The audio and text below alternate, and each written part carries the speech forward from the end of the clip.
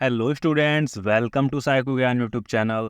Research series में आगे बढ़ते हैं और आज इस वीडियो में हम बात करने वाले हैं सैंपल के बारे में। सैंपल क्या होता है, कैसे लिया जाता है, कितने टाइप का होता है, कौन कौन से मेथड्स हैं सैंपल को कलेक्ट करने के, इन सब की बात हम आज इस वीडियो में डिटेल में करने वाले हैं। तो सैंपल का मतलब होता है नमूना। नमूना किस चीज़ का? A representative subset of A population. मतलब कि एक पॉपुलेशन है, जनसंख्या जिसे कहते हैं, उसे रिप्रेजेंट करने वाले छोटे भाग को हम सैंपल या नमूना कहते हैं। तो एक जो आदर्श सैंपल है वो हमारी पूरी पॉपुलेशन का रिप्रेजेंटेटिव होना चाहिए। मतलब कि उस सैंपल में वो सारी विशेषताएं होनी चाहिए जो हमारी पॉपुलेशन में पहले से अवेलेबल हैं। तभी उस सैंपल को हम कह सकते हैं कि ये सैंपल जो है हमारी पॉपुलेशन का प्रतिनिधित्व कर रहा है, इसका रिप्रेजेंटेटिव ये सैंपल है।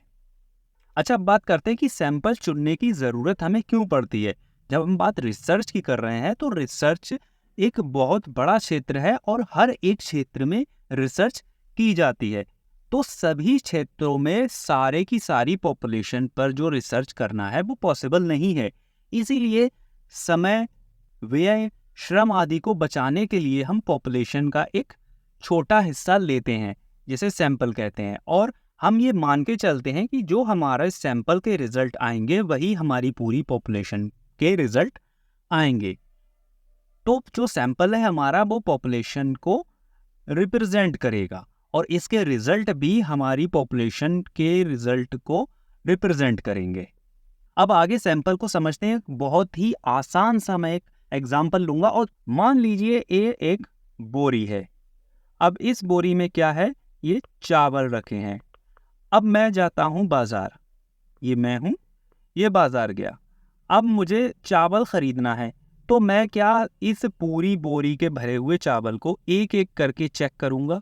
नहीं, ये मेरे लिए पॉसिबल ही नहीं है। मैं क्या करूंगा? सिंपली यहाँ पर हाथ डालूंगा और एक मुट्ठी में जितने भी चावल आएंगे, 4, 6, 10, 8, 20, 50, उनको चेक करूंगा और उनकी क्वालिटी से मैं ये इंश्योर कर लूंगा कि इस बोरी में जो चावल हैं उनकी क्वालिटी कैसी है।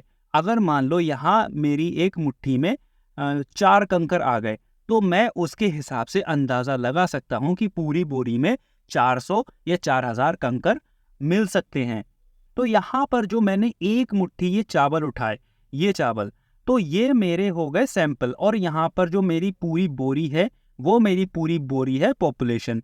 तो ये जो मेरी मुट्ठी के चावल हैं ये इस पूरी बोरी के चावलों का रिप्रेजेंटेटिव हैं। ये इन पूरी बोरी के चावलों का प्रतिनिधित्व कर रहे हैं। जैसी क्वालिटी इस मेरी मुट्ठी के चावल की है वही सेम क्वालिटी मुझे इस पूरी बोरी के चावलों में मिलने वाली है। आई होप यहाँ तक आपको ये क्लियर हो गया होगा कि सैंपल क्या है, किसे कहते हैं और क्यों लेते हैं। अब हम बात करते हैं सैंपलिंग टेक्निक की। यहाँ पर मैंने क्या किया था, एक मुट्ठी चावल मैंने यहाँ से उठाकर ले लिए थे और चेक कर लिया था। अब हो सकता है दुकानदार चालू हो, उसने यहाँ पर ऊपर अच्छे चावल भर दिए हों, नीचे सब में खराब चावल हों। तो मुझे कैसे पता चलेगा? मैंने यहाँ के चावल लिए और मैंने उससे कहा कि भैया 10 किलो इस चावल को तोल दो, वो चावल मुझे ठीक लगे तो जब वो तोलेगा तो वो तो सारे चावल में से आएंगे मेरे पास, तो मुझे खराब चावल भी मिलेंगे, अच्छे चावल मिलेंगे। यहाँ पर ये जो मैंने एक मुट्ठी चावल यहाँ से उठाए और चेक करे, ये क्या थी मेरी? ये मेरी सैंपलिंग की टेक्निक थी। अब बात कर लेते हैं यहाँ पर सैंपल साइज के साथ साथ में। तो मैंने जो मुट्ठी भर चावल उठाए, उस मुट्ठी में मेरे कितने चावल आ रहे हैं ये मेरा सैंपल साइज हुआ। अब मैंने अगर एक चुटकी चावल उठाए तो उसमें 4-6 चावल ही आएंगे, और मैं उसके हिसाब से नहीं कह सकता कि ये मेरे एक चुटकी चावल पूरी बोरी का रिप्रेजेंट कर पाएंगे, क्योंकि वो सैंपल साइज मेरे लिए सफिशिएंट नहीं है। और अगर मैं एक परात चावल ले लेता हूँ यहाँ पर चेक करने के लिए, तो फिर मैं उस पर चेक नहीं कर पाऊंगा अच्छे से कि चावल की क्वालिटी कैसी है। तो मैं जो एक मुट्ठी चावल ले रहा हूँ वो एक सैंपल साइज ऐसा है जिससे मैं पूरी बोरी के चावल को रिप्रेजेंट कर सकता हूँ। तो आई होप अब यहाँ पर आप इस बोरी और मुट्ठी के एग्जाम्पल से सैंपल साइज को समझ गए हूँ। अब आगे बढ़ते हैं सैम्पलिंग टेक्निक पे। और ये जो मैंने एक मुट्ठी चावल यहाँ से उठाए, ये मेरी हो गई एक सैम्पलिंग की टेक्निक। पूरी बोरी के चावल थे, वो रिप्रेजेंट नहीं कर पाया ये मेरा सैंपल और मुझे ख़राब चावल मिल गए। अब अगली बार मैं शॉप पे गया तो मैंने क्या किया, मैंने उससे यहाँ से चावल उठाए और फिर मैंने उससे मांगी परखी। फिर मैंने परखी यहाँ पर लगाई और यहाँ से कुछ चावल निकाले। फिर मैंने इन चावल को भी चेक किया, इन चावल को भी चेक किया, तो मुझे क्वालिटी ठीक लगी, मैंने फिर ले लिए। और उस दुकानदार फिर से चालाक निकला। उसने क्या किया, नीचे खराब अच्छे चावल भर दिए, ऊपर अच्छे चावल भर दिए, बीच में खराब चावल भर दिए और मुझे खराब चावल भी मिल गए। तो यहाँ पर जो मैंने ये अलग अलग जगह से सैंपल लिया, ये मेरी एक सैम्पलिंग टेक्निक हुई या सैम्पलिंग मेथड भी इसे बोल सकते हैं। तो ये मेरा भी मेथड फेल हो गया। अब मैं फिर से गया चावल लेने। अब मैं यहाँ से एक मुट्ठी उठा लेता हूँ, फिर मैंने एक परखी बीच में लगाई और एक परखी नीचे लगाई। अब यहाँ से कुछ चावल लिए, यहाँ से कुछ लिए, यहाँ से लिए। अब मेरे पास 3 सैंपल हैं इसके। तो अब मैं इन तीनों के हिसाब से पता लगा सकता हूँ कि बोरी में कैसा चावल होगा। तो अब मैं कह सकता हूँ कि जो मुझे रिजल्ट मिलेगा, तीनों चावल को मिलाकर जो मैं देखूंगा, वो उस हिसाब से मुझे ये सैंपल जो है इस बोरी को रिप्रेजेंट अच्छे से कर पाएगा। फिर जो मैं चावल लूँगा वो चावल वही मुझे मिलेगा जो मेरे सैंपल की चावल की क्वालिटी थी, सेम क्वालिटी मुझे इन चावलों की मिलेगी। चावल के एग्जाम्पल से अब आप सैम्पलिंग टेक्निक को भी समझ गए होंगे। अब आ जाते हैं सैम्पलिंग टेक्निक के ऊपर। सैम्पलिंग टेक्निक को हम 2 टाइप में विभाजित कर सकते हैं। पहला होता है प्रोबेबिलिटी, दूसरा होता है नॉन प्रोबेबिलिटी सैम्पलिंग टेक्निक्स। तो प्रोबेबिलिटी सैम्पलिंग टेक्निक्स में क्या होता है कि जो हमारी पॉपुलेशन है उसके हर एक पॉपुलेशन के हर एक यूनिट को इक्वल चांस मिलते हैं सैंपल में सेलेक्ट होने के। और नॉन प्रोबेबिलिटी इसके अपोजिट होती है कि हर एक यूनिट को इक्वल चांस सैंपल में शामिल होने का नहीं मिलता।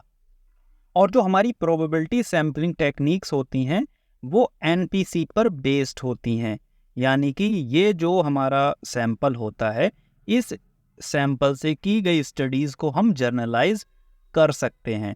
बट इसके opposite non probability sampling technique जो है वो एनपीसी पर बेस नहीं होती हैं, या फिर ये कहें इस सैंपल में हमारी पॉपुलेशन की सभी क्वालिटीज़ नहीं समाहित हो पाती हैं। अब देख लेते हैं प्रोबेबिलिटी सैम्पलिंग टेक्निक्स में कौन कौन सी सैम्पलिंग टेक्निक्स आती हैं। सबसे पहले आती है सिंपल रैंडम सैम्पलिंग मेथड।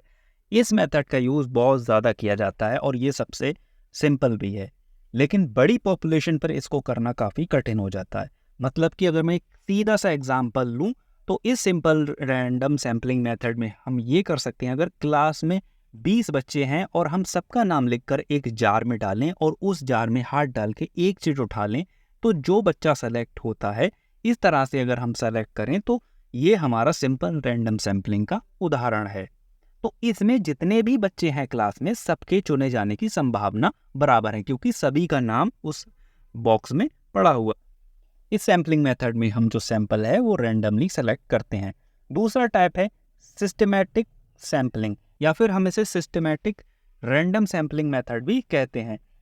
इसमें क्या होता है कि हम सैंपल को रैंडमली ही सेलेक्ट कर रहे हैं, लेकिन उस सैम्पलिंग को हम सिस्टमैटिकली करते हैं। मान लीजिए अब यहाँ हमारे पास लोग हैं 100, तो हम रैंडमली सबको क्रम से लगा देंगे, बढ़ते या घटते क्रम में, और एक बच्चे को हम चुन लेते हैं। मान लीजिए अगर यहाँ पर 100 लोग हैं तो मैं चुन लेता हूँ पहले तीसरे को, और मुझे उन 100 में से चुनना है अगर 10 को, तो मैं पहला बच्चा मैंने तीसरा चुन लिया, फिर उसके बाद मैं इसमें 10 जोड़ता चला जाऊंगा, फिर मैं तीसरे के बाद 13वां चुन लूंगा, फिर 23वां चुन लूंगा, फिर 33वां चुन लूंगा। ये इस तरह से बराबर इंटरवल पर मैं आगे अपने सैंपल चुनता चला जाऊंगा।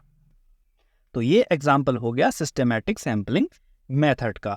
आगे बात करते हैं स्ट्रेटिफाइड सैम्पलिंग मेथड। इसमें क्या होता है, एक शब्द है स्ट्रेटा, स्ट्रेटा से ही स्ट्रेटिफाइड बना है। स्ट्रेटा हम बना लेते हैं, स्ट्रेटा कहते हैं ग्रुप्स को, यानी कि हम जो हमारा सैंपल है उसे विभाजित कर देते हैं। मान लीजिए अगर हम क्लास में सैंपलिंग कर रहे हैं, तो अगर 100 लोगों की क्लास है जिसमें 50 लड़कियां हैं, 50 लड़के हैं, तो मैं इन दोनों को अलग अलग ग्रुप मान लूंगा। तो मैं दोनों ग्रुप से बराबर बराबर सैंपल कलेक्ट कर लूंगा, दोनों को एक अलग अलग समूह मानकर। तो ऐसे इस तरह से चुने गए सैंपल में जो दोनों ग्रुप हैं उनमें से चुने गए जो लोग हैं वो अपने अपने ग्रुप का रिप्रेजेंट करेंगे। अगली सैम्पलिंग टेक्निक है क्लस्टर सैम्पलिंग मेथड। इस सैम्पलिंग मेथड में हम क्या करते हैं, क्लस्टर्स को कलेक्ट करते हैं और हम मान के चलते हैं कि वो क्लस्टर सारे क्लस्टर्स को रिप्रेजेंट करेंगे। मान लीजिए अगर मुझे एक क्षेत्र का अध्ययन करना है, मान लीजिए मैं बरेली क्षेत्र के जो ग्रामीण एरिया है उसमें मुझे कोई स्टडी करनी है, तो बरेली में तो बहुत सारे गांव हैं, ऐसा तो है नहीं मैं हर एक गांव से सैंपल कलेक्ट कर पाऊँ, तो मैं वहाँ पर क्लस्टर वाइज सैम्पलिंग करूँगा। मान लीजिए मैं एक गांव से मैंने सैंपल कलेक्ट किया, उसको 10 गांव छोड़ के फिर मैंने एक गांव से सैंपल कलेक्ट किया और फिर उससे 10 गांव छोड़ के फिर मैंने उस गांव से सैंपल कलेक्ट किया, तो ये मेरे जो है क्लस्टर बन गए। अब ये जो मेरे 3 क्लस्टर हैं ये मेरे बरेली डिस्ट्रिक्ट में जितने भी विलेज आते हैं उन सबको रिप्रेजेंट करेंगे। प्रोबेबिलिटी सैम्पलिंग मेथड में एक और सैम्पलिंग मेथड आता है जिसे हम कहते हैं मल्टी स्टेज सैम्पलिंग मेथड। उस मेथड में क्या हम करते हैं कि क्लस्टर सैम्पलिंग के अंदर, मान लीजिए मैंने इस तरह से क्लस्टर तो डिसाइड कर लिए, क्लस्टर सैम्पलिंग के अंदर मैं किसी और सैम्पलिंग मेथड का यूज़ करता हूँ। मान लीजिए सिस्टमैटिक या फिर स्ट्रेटिफाइड सैम्पलिंग मेथड का यूज़ करके जो डेटा कलेक्ट करूँगा तो उसे मैं multi stage data sampling method कहूँगा, क्योंकि यहाँ पर 2 प्रकार की सैम्पलिंग मेथड यूज़ हो रहे हैं। पहला क्लस्टर मैंने क्लस्टर में बांट दिया और फिर उन क्लस्टर के अंदर भी मैं एक सैम्पलिंग मेथड यूज़ करके सैंपल कलेक्ट कर रहा हूँ। तो अब हम बात करते हैं नॉन प्रोबेबिलिटी सैम्पलिंग मेथड के बारे में। नॉन प्रोबेबिलिटी में सबसे पहले आता है कन्वीनियंस सैम्पलिंग मेथड, यानी कि मैं अपनी सुविधा के अनुसार जो मेरे आसपास के लोग हैं उनको चुन लेता हूँ, या जिन जिन लोगों तक मेरी पहुंच है या जहां तक मैं आसानी से डाटा कलेक्ट कर सकता हूँ उन्हें मैं चुन लेता हूँ। तो इस तरह के सैम्पलिंग मेथड को कहते हैं कन्वीनियंस सैम्पलिंग मेथड।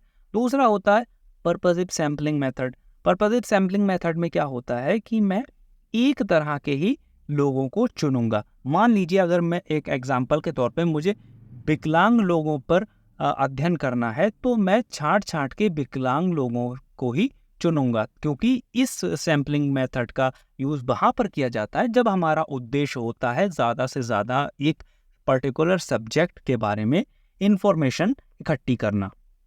तो ये उद्देश्यपूर्ण सैम्पलिंग मेथड कहलाता है। अगला सैम्पलिंग मेथड है स्नोबॉल सैम्पलिंग मेथड।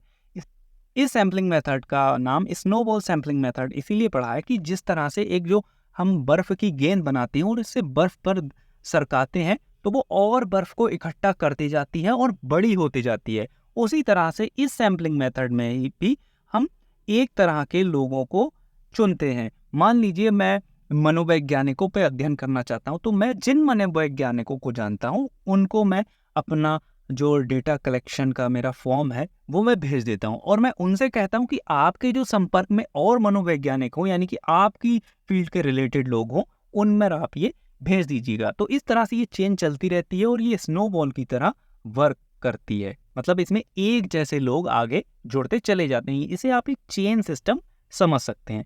अगला है quota sampling method. Quota sampling method में यही है कि मैं कोटा डिसाइड कर देता हूँ। इसमें मान लीजिए एक क्लास है, एक क्लास में कुछ लड़कियां हैं कुछ लड़के हैं। मैं अगर कोई भी रिसर्च करता हूं तो मैं ये कोटा डिसाइड पहले ही कर लूंगा कि मुझे 50%, मान लीजिए मुझे 60% लड़के इसमें चाहिए और 40% मुझे लड़कियां।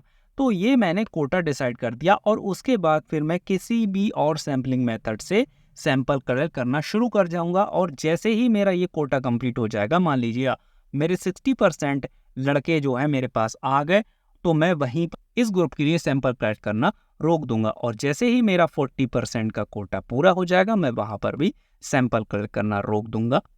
और इस तरह से की गई सैंपलिंग को कहते हैं कोटा सैंपलिंग मेथड।